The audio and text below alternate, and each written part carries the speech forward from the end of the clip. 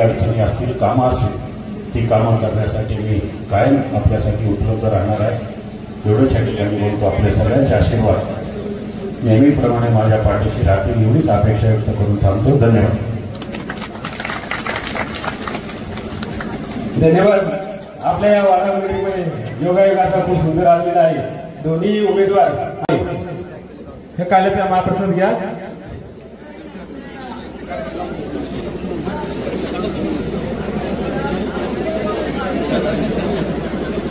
आपला अमोलजी कोल्हे साहेब आणि खासदार शिवाजीदादा आढराव पाटील, अण्णा दिलीप अण्णा मोहिते पाटील यांच्या सर्वांच्या शुभ हस्ते आपल्या या ठिकाणी सन्मान केला जातो.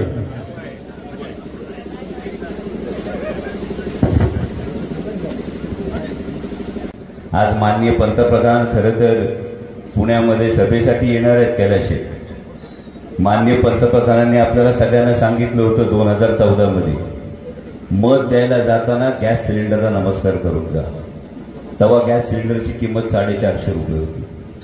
आता 3 वेळा नमस्कार करून जावं लागेल, कारण ती हजाराच्या पलीकडे गेलेली आहे. सर्वसामान्य तरुणाच्या हाताला रोजगार मिळाला पाहिजे. 370 कलम हटलं, चांगली गोष्ट झाली, पण त्यांनी तुमच्या माझ्या आयुष्यात काय फरक पडला? त्यांनी गॅस सिलेंडरच्या किमती कमी झाल्या का? त्यांनी शेतकऱ्यांच्या शेतमालाला हमीभाव मिळायला लागला का? त्यांनी सर्वसामान्य तरुणाला रोजगार मिळाला का? या फार महत्वाच्या गोष्टी आहेत. आणि त्यामुळे माझी आपल्याला विनंती, 13 मेला जाताना आवर्जून मतदानाचा अधिकार बजावा. धार्मिक व्यासपीठ आहे, त्यामुळे मी म्हणणार नाही मतदान कुणाला करा. तुम्हाला सगळ्यांना माहिती आहे मत कुणाला द्यायचंय, हे तुमचं सगळ्यांचं ठरलंय, याची मला पुरेपूर खात्री आहे. येताना माझ्या माता भगिनींनी जी हस्तांदोलन केली, जो प्रत्येकीने हात दाखवला, त्याच्यामध्येच कळलंय की तुमचं सगळं ठरलंय. बटन त्यांचं दाबायचं ते ठरलंय.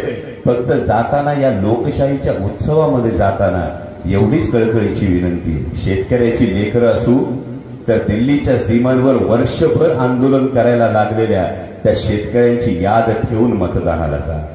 शेतकऱ्याची लेकरं असू तर भारतीय जनता पक्षाच्या मंत्र्यांनी गाडी खाली चिरडल्यानंतर जे मृत्युमुखी पडले त्या शेतकऱ्यांचा चेहरा ठेवून मग मतदानाला जा. गॅस सिलेंडरच्या वाढलेल्या किमती लक्षात ठेवून मतदानाला जा. आणि आपल्या घरातला, आजूबाजूचा, नात्यातला जो बेरोजगार तरुण, सुशिक्षित बेरोजगार आहे, त्याचा चेहरा आठवून मतदानाला जा. जेव्हा देश टिकतो तेव्हा धर्म टिकतो.